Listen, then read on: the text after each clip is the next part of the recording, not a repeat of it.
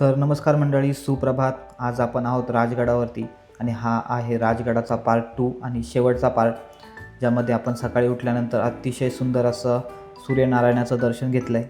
त्यानंतर आपण पद्मावती मंदिर एक्सप्लोअर करण्यासाठी गेलो. पद्मावती देवीची अतिशय सुंदर मूर्ती तुम्हाला माझ्यासमोर दिसत असेल आणि त्याचबरोबर अजून एक मूर्ती त्या मंदिरामध्ये आहे, ती तुम्ही बघू शकता. पद्मावती मंदिर झाल्यानंतर आपण बालेकिल्ला चढायला सुरुवात केली आणि ढगांची चादर एक्सप्लोअर करायच्या नादामध्ये आपल्याला काहीच शूट करता नाही आलं, कारण खूप सारं धुकं होतं. तर ही तुम्ही माझ्या मागे बघू शकता मित्रमंडळी, ही ढगांची चादर बघण्यासाठी एकदम आसुसलेली आहे, पण धुक्याने आमची पूर्ण निराशा केली. राजगड कधी नाराज करत नाही असं म्हणतात, पण राजगडाने आम्हाला का नाराज केलं याचा उलगडा आम्हालाही होत नाही आहे. त्यानंतर आम्ही सुंदर अशी बाजारपेठ बघितली, जी रायगडावर पण बाजारपेठ आहे आणि राजगडावर पण. त्यानंतर ब्रह्मेश्वराचं महादेव मंदिर, अतिशय सुंदर मंदिर होतं आणि धुक्यामुळे तर इतकं ॲस्थेटिक वाटत होतं की सांगू नाही शकत. तर हा तुम्ही जो बघताय तो आहे चंद्रकोर तलाव, जो बालेकिल्ल्यावरचा अतिशय महत्त्वाचं ठिकाण किंवा पर्यटकांचं आकर्षण म्हणू शकतो, कारण जो वरतून जर बघितला तर चंद्रकोरीच्या आकारासारखा दिसतो. तो संपूर्ण आम्ही एक्सप्लोअर केला, अनेक पाण्याचे टाके बघितले. त्यानंतर आम्ही गेलो बालेकिल्ल्याच्या महादरवाजावरती. आता जो महादरवाजा आहे तो इतिहासामध्ये फार महत्त्वाचा आहे, कारण ह्याच महादरवाजामध्ये जेव्हा छत्रपती शिवरायांनी प्रतापगडावरती अफजलखानाचं मुंडकं मारलं, त्यानंतर ते शीर ह्या ठिकाणी बसवण्यात आलं होतं. ती जागा बघण्यासाठी मी परत खाली जाऊन पुन्हा वरती आलो, कारण त्या बालेकिल्ल्याच्या जो महादरवाजा आहे त्यावरती अतिशय सुंदर असं नक्षीकाम होतं, ते माझं बघायचं राहिलं होतं. तर ते तुम्ही बघू शकता व्हिडिओच्या माध्यमातून की कशा प्रकारची बारीक नक्षीकाम बालेकिल्ल्याच्या महादरवाजावरती केलेलं आहे, जे बघताना अतिशय सुंदर वाटतं. चला बघू आता पुढे. फायनली आता बालेकिल्ला उतरून खाली आलो आहे. हे आमचे मागे 2 शिलेदार दिसत आहे तुम्हाला. आत्ता चाललो आहे आम्ही सुवेळा माचीकडे, पण बालेकिल्ल्यावरती मला काही शूट करता नाही आलं. एकंदरीत खूप धुकं होतं आणि माझं माईक पण राहून गेलं आणि खूप वारा असल्यामुळे तिथे फोनच्या माईकने पण शूट नाही करता आलं. पण आत्ता ही अशी घसरणीची वाट उतरून आम्ही चाललो आहे तिकडे सुवेळा माचीकडे. तर बघूया आता पुढे काय होतं काय नाही. अवघड आहे. आज राजगडावर दुसरा दिवस. राजगडाच्या काही वाटा खरंच खूप अवघड आहेत, तर थोडं जपून पाय टाका आणि पावसाळ्यात या वाटेने येणं तर टाळाच. राजगडाला एवढं महत्त्व का दिलं जातं, कारण ह्याच राजगडावरती तानाजी मालुसरे जेव्हा आपल्या मुलाचं लग्नाचं आमंत्रण घेऊन महाराजांकडे आले, त्यावेळी त्यांना समजलं की कोंढाण्याची मोहीम महाराज काढतायत. तर ह्याच राजगडावरती ते कडाडले की आमच्या प्रेतांच्या पायऱ्या रचायला लागल्या तरी चालतील, पण आऊसाहेबांचे पाय कोंढाण्याच्या दगडी पाषाणाला लागलेच पाहिजे. हा सर्व इतिहास या किल्ल्यामध्ये दडला आहे, म्हणून आपण संपूर्ण किल्ला बघितल्याशिवाय तर गडाच्या खाली बिलकुल उतरणार नाही. अशक्य सुंदर असा रस्ता आणि मागे तुम्ही बघताय माझ्या तो अर्थातच गडांचा राजा राजगड आणि मागे आहे पूर्ण मावळचा प्रदेश. सुंदर. आता बघूया किती वेळ लागतोय सुवेळा माचीकडे जायला. आजही उशीरच होणार आहे असं दिसतंय. एकंदरीत उन्हाचा तडाखा वाढायला लागला.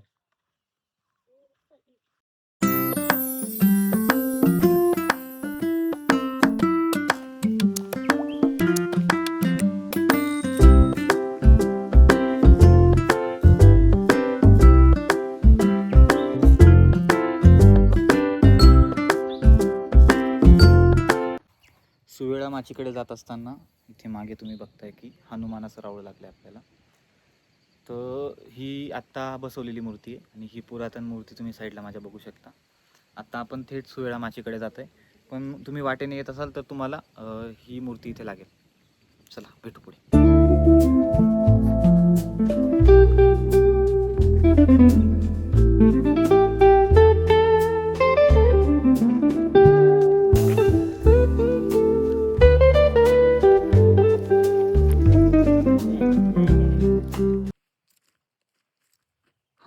मंदिरापासून आपण थेट सरळ पुढे चालत आल्यानंतर आपल्याला या साईडला थोडे वाड्याचे अवशेष दिसतील आणि त्याच्याच समोर ही राज सदर आपल्याला दिसते. तर गडावरती अशा 3 सदर आहेत, प्रत्येक माचीवर एक सदर. त्यापैकी ही सुवेळा माचीची सदर आहे. जे सुवेळा माची चढून जे गावकरी वरती येतात त्यांच्या न्याय निवाड्यासाठी ही सदर प्रामुख्याने वापरली जाते. तर ती आता सुस्थितीत आपल्याला दिसते बऱ्यापैकी, तिचं बांधकाम टिकलेलं आहे. आणि ह्या साईडला आहे आपला काळेश्वरी बुरुज. या दोन्ही याचे मी व्हिडिओ टाकतोय, ते बघून.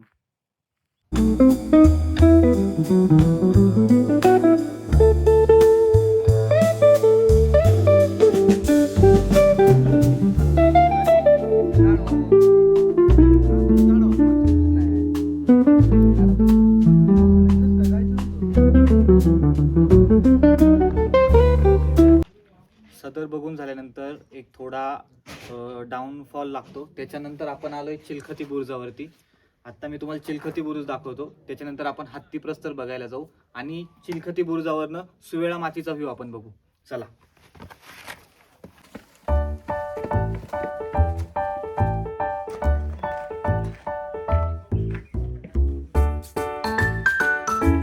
फायनली आता चिलखती बुरुजावरतून तुम्हाला घडवतो सुवेळा माचीचं दर्शन. बघा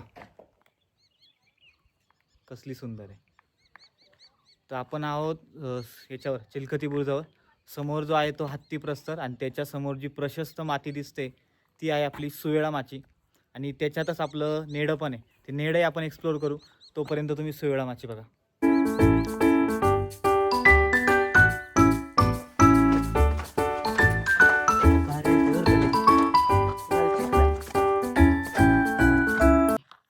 सुवेळा माचीवरती पोहोचलोय आणि सुवेळा माचीवरती पोहोचल्यानंतर इथली जी सगळ्यात सुंदर गोष्ट आहे ती म्हणजे हा मागे असलेला हत्ती प्रस्तर.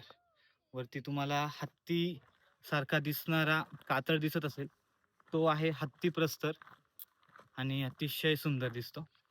मी मागच्या व्हिडिओमध्ये जो दाखवला तो मला आधी वाटलेलं की याला संजीवनी माचीकडे जात असताना मला जो दिसलेला तो हत्ती प्रस्तर आहे. पण खरं तर हा मागे आहे तो ओरिजिनल हत्ती प्रस्तर आहे राजगडावरचा. तर बघताय तुम्ही, अतिशय सुंदर.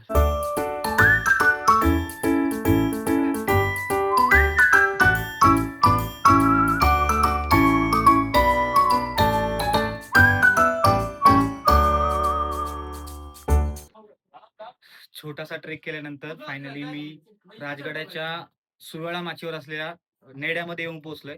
तर नेडं हे काय मानव निर्मित नसतं. नेडं नैसर्गिक निर्मित एका पूर्ण कातळाला पडलेलं होल असतं. त्याच्यासाठी लाखो वर्षांची वेळ जाऊ द्यावा लागतो, त्याच्यानंतर नेडं पडतं. तर वाऱ्यांच्या सतत हालचालीमुळे किंवा जास्त दबावाच्या वाऱ्यामुळे ही अशा प्रकारची आकृती आपल्याला दिसते. अशा प्रकारची सेम आकृती आपल्याला मोहनदरीच्या नेड्यात सुद्धा दिसते आणि वाघबिळा सुद्धा दिसते. तर हे या प्रकारे तुम्ही नेडं बघू शकता. सुवेळा माचीकडे जात असताना हा जो रस्ता आहे, जिथे आपण समोर नेडं बघितलं, त्यामध्येच तटबंदीला असा कोनाडा करून त्यामध्ये गणरायाची मूर्ती स्थापन केलेली दिसते. समोरच ही ज्योत पेटवण्यासाठी जागा आहे.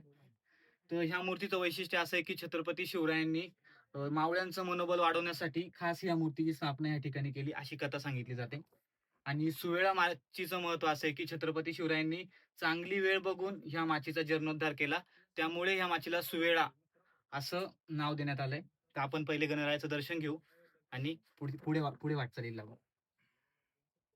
सुवेळा माचीवर उतरून आता पद्मावती माचीवर आलोय आणि समोर ही बघा मित्रमंडळी. तर आम्ही बनवतोय मॅगी. तर मॅगी खाऊन आता पद्मावती माचीचे 2-3 वास्तू तुम्हाला दाखवतो आणि मग इथेच आपल्या व्हिडिओचा शेवट होईल. आता दुपारचे नाही, सकाळचे वाजलेत 10 आणि आता फायनली आता मॅगीचा सेटअप चालू आहे. हे आमचे आचारी समोर बघताय तुम्ही, गोड असतात आचारी. चाललंय काम आपलं असं पद्मावती देवीचं मंदिर, तेही तुम्हाला दाखवतो थोड्याच वेळा. तर आता या सगळ्यांची आपण एक एक करून ओळख करून घेऊ. तर सर्वात प्रथम दादा. हाय, मी अजिंक्य पाटील, मी कोल्हापूरवरून आलो आहे. मी आत्ता सेकंड इयर BDS शिकत आहे. माझं नाव कुणाल गणेश राऊत. आत्ताच 12वी झाली आणि चांगले मार्क पडले. माझं नाव प्रणव पांडुरंग राऊत. मी शिक्रापूरहून आलो आहे. मी आत्ता BE कॉम्प्युटर करतो आहे. नमस्कार, मी हर्षल तानाजी राऊत. मी डिप्लोमा सेकंड इयरला आहे आणि शिक्रापूरवरून आलो आहे. लाजतोय पण मग पण हा शिक्रापूरचा राष्ट्रवादीचा कार्यकर्ता याची एवढीच याची एकदम महत्त्वाची ओळख आपण करून देऊ. कट्टर शरदचंद्र पवार यांचा भक्त आहे. अभ्यास पण खूप केला आहे त्यांनी. ठीक आहे, चला भेटू. आता आपल्या सुवेळा माची झाली, संजीवनी माची झाली, त्यानंतर बालेकिल्लाही झाला आहे. त्यानंतर आपण येऊन पोचलो आहोत आता पद्मावती माचीवरती. आणि पद्मावती माचीवर आहे सर्वात प्रथम पद्मावती देवीचं मंदिर, जे आतून तुम्हाला त्याच्या पुढे व्हिडिओ दिसतीलच. तर आतून तसं आहे. त्याच्यासोबतच इथे पिण्याच्या पाण्याचे टाके आहेत. इथं हे एक पिण्याच्या पाण्याचं टाकं आहे. त्याचसोबत ह्या ठिकाणी अजून एक शंकराचंही मंदिर आहे, ते तुम्हाला दाखवतो. तर ह्या ठिकाणी रामेश्वर महादेवाचं मंदिर आहे. बाहेर तुम्हाला नंदी महाराज दिसत आहेत, आतमध्ये मंदिर आहे. तर पद्मावती माचीवर ही दुसरी वास्तू बघण्यासारखी आहे. तर आपण दर्शन घेऊया. आत्ता आपण आहोत पद्मावती माचीवर. आपण आत्ताच पद्मावती देवीचं मंदिर बघितलं. त्याच्यासमोरच आपल्याला एक दीपस्तंभ दिसतो.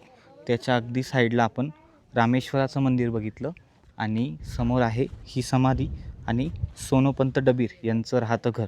सोनोपंत डबीर यांनी आपलं पूर्ण आयुष्य राजगडावर घालवलं. त्याचबरोबर त्यांच्या इथे ही समाधी दिसते. तर काही इतिहासकारांच्या मते ही समाधी सई राणी सरकार यांची आहे. पण सई राणी सरकार यांची ही समाधी नाही, कारण राजवाडा हा इथून फार वरती आहे आणि त्यांची समाधी एवढी खाली का. आणि एक तर सोनोपंत डबीर यांचाही मृत्यू याच ठिकाणी झालेला असल्यामुळे ही जी जागा दिसते ही त्यांच्या राहत्या घराची जागा आहे.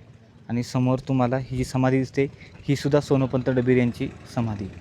त्याचबरोबर आपल्याला खाली असा प्रशस्त तलाव दिसतो आणि त्याला पूर्ण चारही बाजूने कंपाऊंड पण आहे.